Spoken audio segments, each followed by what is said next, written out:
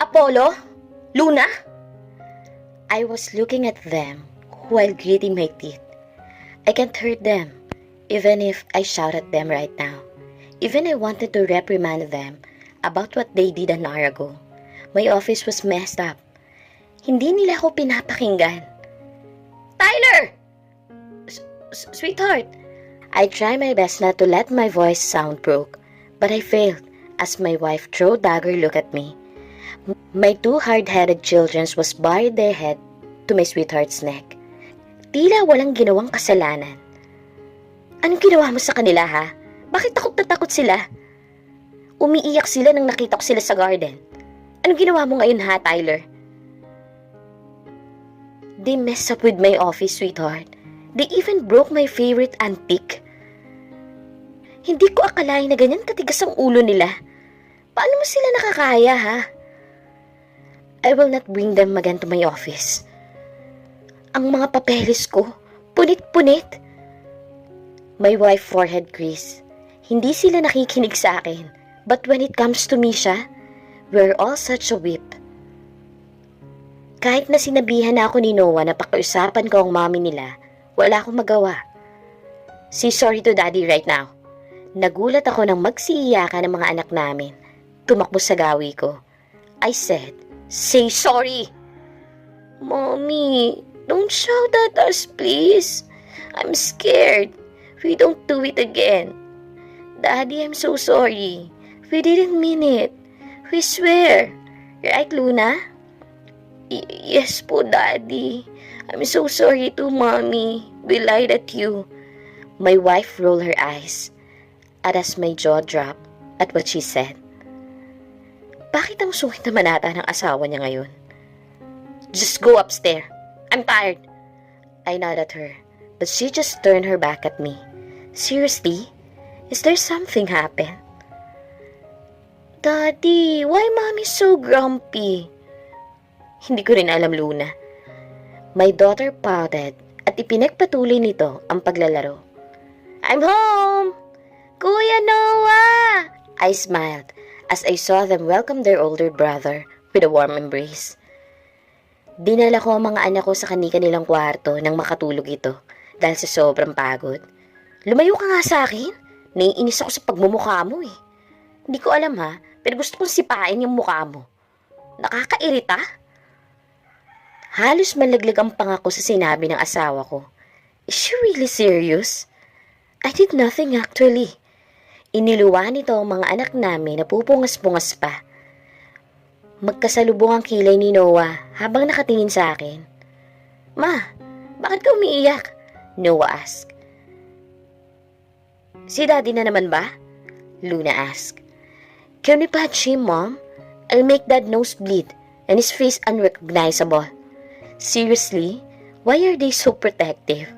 They are even willing to beat me up. They were accusing me without asking me why is their mom crying. Yeah, it's your dad. Why me? Noah, get your brother and sister. It's almost 12. You should now sleeping. You might be late tomorrow. Happy birthday! They all said in unison. Damn it. Nilaloko lang pala nila ako. That was embarrassing ha. Lalo na nang igala ako ang paningin ko, halos lahat ng malalapit sa amin ay nandito. Today is our 15th birthday at abalang lahat sa bahay tuwing may magbe-birthday sa amin ng ganito. Our parents will invite a lot of ordinary people and their relatives para raw masaya.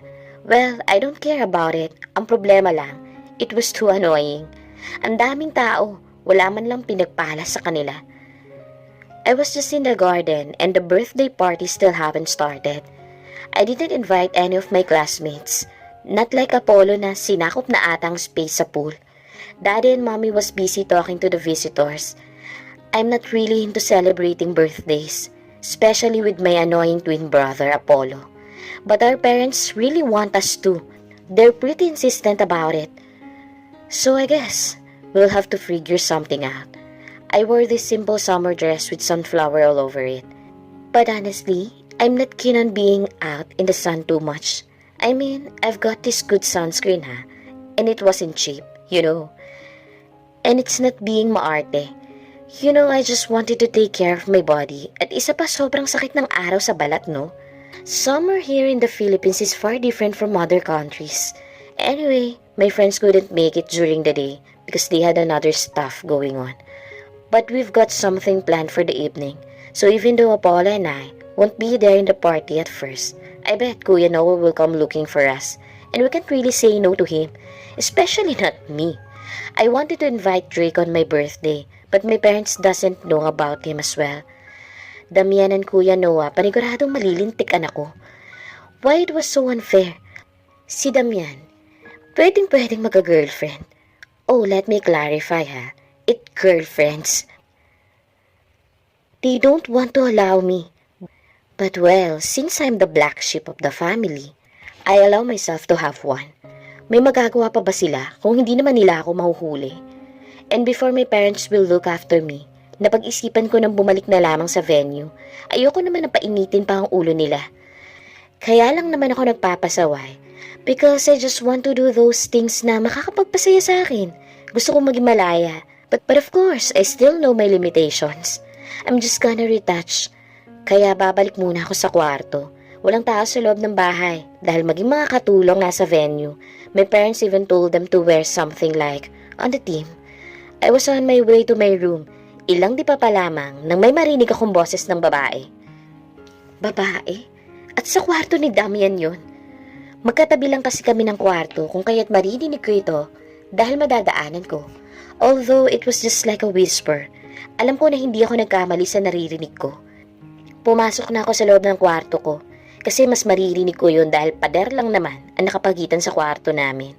Standing there, I felt really let down, lalo na't baka hinahanap na kami. Damian, always doing his own thing, had once again messed up our plans. He wasn't where he was supposed to be, making me wonder what he was up to instead. I leaned against the wall, hoping to hear something that could give me a clue about where Damian was. Napangiti na lamang ako habang naririnig ko ang mga ungol na yun. Finally, I heard a faint murmur. It was Damian's voice. Listening closely, I realized Damian wasn't far. He was nearby, probably planning something sneaky. This made me feel a mix of emotion. I was angry because Damian always messed up things. I was frustrated because he was good at avoiding us. But deep down, I admired his cleverness, even though it caused problems. Well, pati rin naman ako, kung kaya tinaguraan nga akong black sheep eh. They even say I'm worse than Damian. Sadyang mas secretive lang talaga yung isang yun. Am I doing it right? Napakunot na ako dahil sa narinig. Huwag mong sabihin na nag-aaral ang mga ito. Damian is suck at studying. Hindi ko nga man lang ito nakitang nag-review. Not like our Kuya Noah na masyadong focus sa pag-aaral. Yes, just do it. You want to experience it, right? Wait. What are they saying? Experience what? Yes, but are you really sure about this? Gusto kong matawa dahil sa paraan ng pagsasalita ni Damian. He's not like that. He's not soft-spoken. Bakit tila tunog na maamong tupa ito ngayon? At isa pa, hindi ko kilala ang boses ng babae. I never meddle with these girls, kaso ang problema, napagkakamalan akong third party. Just what the fuck? I am his freaking sister. Yes, I'm sure about this, babe. You can be rough, I don't care. I will teach you, don't worry. Napaatras ako sa narinig. Shit! Nagka-idea na ako sa posibleng nangyayari, but of course, I don't wanna judge them first. Babe, you're doing it right. Just continue. Tila gusto kong masuka habang naririnig ang salitaan nilang ungol sa kabilang kwarto. At talagang tinaumpa talaga niya na birthday namin. Well, walang tao sa bahay. Pero for God's sake, hindi soundproof ang kwarto niya. Sana naman inisip nila yun. I can barely hear their moan. At ang salpukan ng katawan nila, kadiri. This is the first time that I hear an erotic sounds create on a body of two-person collide. Tinakpan ko ang tenga ko dahil naiirita ako. But I need to retouch. You're so tight. Napakapit ako habang inaayos ang kilay ko. Damn you, Damian. But at the same time, I can't help but to wince sa naisip ko. I'm going to blackmail him after this. Ang laki mo rin tanga, Damian. At dito pa sa bahay mo na isipan na gumawa ng kababalaghan, I definitely make you regret doing this. Hindi pa rin nawala ang ngiti sa labi ko na makabalik na ako sa venue. Hi, Mommy! Napakanutno si Mommy nang marinig ako. Nandito ka na pala. Saan ang kambal mo? Nasa loob ng guest room, Mommy. He's with someone. I wink at them. They just shrugged their shoulders at what I did. Nang ilibot ko ang paningin ko, tsaka ko na-realize na sobrang dami pala ng tao. I don't even know some of them. A lot of people are greeting me. Napangiwi ako dahil may pictures pa kami ni Damian sa screen. And it is so cliche, but it's our mom idea. We can say no. Even it's my birthday, I feel out of place. Napayuko na lamang ako, sobrang hirap din pala kapag pinanganak ka mayaman. Huhusgahan ka na kaagad bilang isang mata pobre. And I know, most of the people here thinks I'm a black sheep. Nakikita ko yan sa kanilang mga mata. I tried to drop a hint with a wink saying, well, he's inside, Mommy. And guess who's with him? But my mom just shrugged her shoulder, not really getting it. Looking around, I just realized that there were a ton of people I didn't know. I felt like I was lost in a crowd of strangers. Bakit sobra namang dami ng tao? Ang dami namang inimbitan nila, Mommy. Even though everyone seemed happy and greeted me warmly, I still felt like I didn't belong. The room was decorated with screens, showing pictures of me and Damian. A cheesy idea from our mom. Even though it was my birthday, I felt disconnected. Everywhere I looked, I saw unfamiliar faces. It was like I had stumbled into a party meant for someone else. Not knowing so many people made me feel really out of place. Moving through the crowd, I felt like I didn't fit in. People looked at me strangely and our interaction felt distant. It reminded me that I was different from them. Ayoko talaga sa matahaong lugar. I still don't have enough confidence. In that moment, with so many people around, I just wanted to be alone. Being surrounded by strangers made me crave some quiet time to think. No matter how hard I tried, I couldn't shake the feeling that I'm out of place sa sarili naming teritoryo. But even in that uncertainty, I held on to a glimmer of hope. I hope that one day, amid all the noise and confusion, I would find my place, not as a stranger, but as someone who's truly understood and accepted. At sa paglibot ng mata ko, nahagip ng mata ko ang pamilyar na bulto ng isang lalaki na kausap ni Daddy. He has a gift on his hand and also a flower. Halos manghina ako na makita ko kung sino ang kasama ni Daddy. Damn it! What does Drake doing here? At bakit kausap niya ang Daddy ko? The party was over already at kasalukuyan kami ngayong nasa sala. Muntik nang magkagulo. Hindi ko tuloy maiwasang mapamasahe sa sentido ko dahil anumang oras sasabog na ako. Hindi ko na rin magawang makapagtimpi pa katulad ng asawa ko. He has this dark aura right now. Kung kaya't nakayuko ang kambal while Noah was sitting with us. Hindi ko na alam ang gagawin ko sa kambal dahil sa inis. Kahit saan mo sila dalahin, nag-aaway. At yung ginawa nila kanina, hindi ko talaga yun mapapatawad. They just fight in the middle of the crowd. Hindi na nga namin magawang makapagpalit dahil agad silang pinapasok ni Tyler. I don't wanna stop him when he's like this. Dahil panigurado ako, nag-iisip ito ng gagawin. I feel so drained looking at Luna at Damian sitting at the couch silently. What now? Aren't you two going to apologize? Nakakasawa na kayong dalawa, ha? Kailan ba kayo magkakasundo, ha? At isa pa, hindi nyo man lang kami binigyan ng kahihiyan ng mami nyo? Napapikit ako dahil sa lakas ng pagkakasigaw nito. Ngayon lang ako nagalit ng ganito dahil madalas, ang unang magsasabi sa kambal ay si Noah kung kaya't kinakatakutan rin ito ng kambal. Sagot! Halos umalingaw-ngaw sa buong mansyon ang ginawa nitong pagsigaw. I'm sorry, Dad. It's all my fault, sabi ni Damian. Sabay yuko, agad namang bumaling ang atensyon namin kay Luna. Hindi man lang ito nagsasalita. Napapikit na lamang ako sa konsumisyon. Luna, I'm giving you a warning. You say sorry and admit your fault. Luna just rolled her eyes. And your twin brother, Damian? Why would I? It was Damian's fault. He's so dramatic. It's not like na mag-aasawa na ako. Stella, Luna! Why are you so hard-headed? Ang tigas-tigas ng ulo mo! Sinubukan kong hawakan ang kamay ng asawa ko upang pakalmahin ito. Mabilis naman itong napapikit at mas sinigpitan ang pagkakahawak sa kamay ko. Hanggat maaari, ayaw naming pagsasabihan ng mga bata. Pero sa oras na ito, hindi namin palalagpasin ni Noah yun.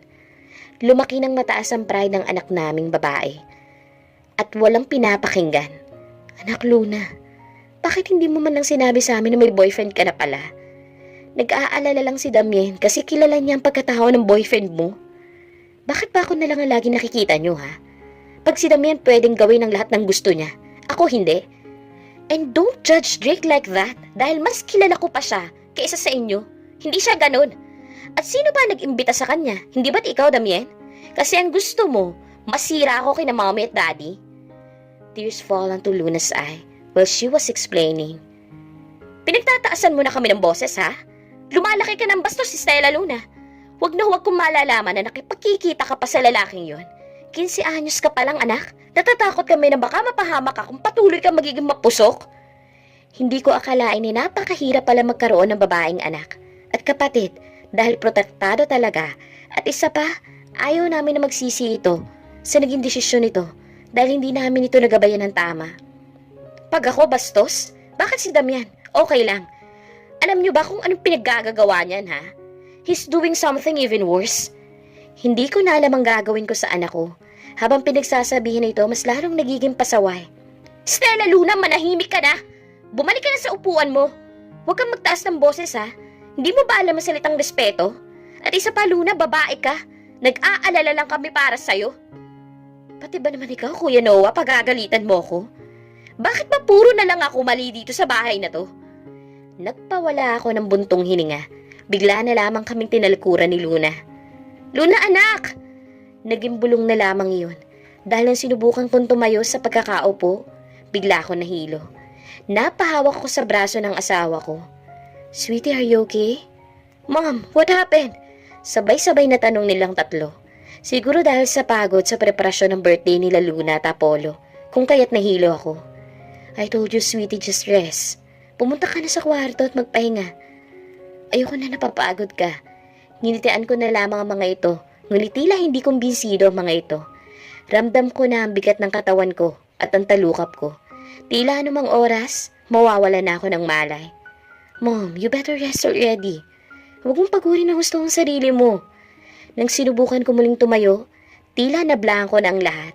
Hindi ko inaasahan na mawawalan ako ng malay dahil sa pagod na nararamdaman ko. Pagmulat ko ng mga mata ko, ay ang puting kisame ang una ko nakita. Bahagya akong kinurap-kurap ang aking mga mata upang luminaw hanggang sa maaninag ko ang kwarto kung nasaan ako ngayon. Ang pamilyar na amoy sa paligid, ng puting paligid at ang swero na nasa kamay ko. Nasa ospital ako. Pilit kong inaalala kung anong nangyari, kung bakit ako nandito. Basta ang alam ko, pagod na pagod ako. Nang pagmulat ko ng aking mga mata, ang unang bagay na aking nakita yung puting kisame. Unang bumunga diyon sa akin. Bahagya ko pang kinurap-kurap ang aking mga mata upang lumiwanag ito. Hanggang sa maaninag ko ang silid kung nasan ako. Ang pamilyar na amoy ng disinfectant at ang malamlam na ilaw ng hospital ang bumungad sa akin. Hindi ko kaagad maalala kung bakit ako nandito. Ngunit ang kakaibang pakiramdam ng pagod at pagkahapo ang bumabalot sa aking katawan. Hindi ko alam pero hinang-hina ako. Tahimik kong pinagmasdan ng aking paligid. Sinusubukan kong buhayin ang mga alaala na tila ba nawawala sa aking isipan ngayon. Ang puting dingding na pilit kong tinititigan. Nagdudulot ang isang damdaming ngiti sa aking mga labi. Isang tanda na may liwanag pa rin sa kabila ng kadiliman. Sa kama sa tabi ko naroroon ang isang swero na nakakabit sa pamamagitan ng aking pagmumuni-muni. Unti-unti kong naibalik ang mga alaala. Nang sinubukan kong muling tumayo mula sa pagkakaupo, doon ako nakaramdam ng pagkabigat sa aking talukap hanggang sa mawalan ako ng malay. As my eyes wandered towards the door, it creaked open, revealing my husband's figure standing there. His expressions, to someone who had just seen a ghost, his eyes held a mixture of shock and disbelief as he took his glance on me. But when our gaze met, I couldn't help but greet him with a sweet and reassuring smile, hoping to ease the tension that hung in the air. Finally, sweetheart, you're awake. Pinag-alala mo ako ng sobra, ha? Ano ka ba? Ayos lang ako.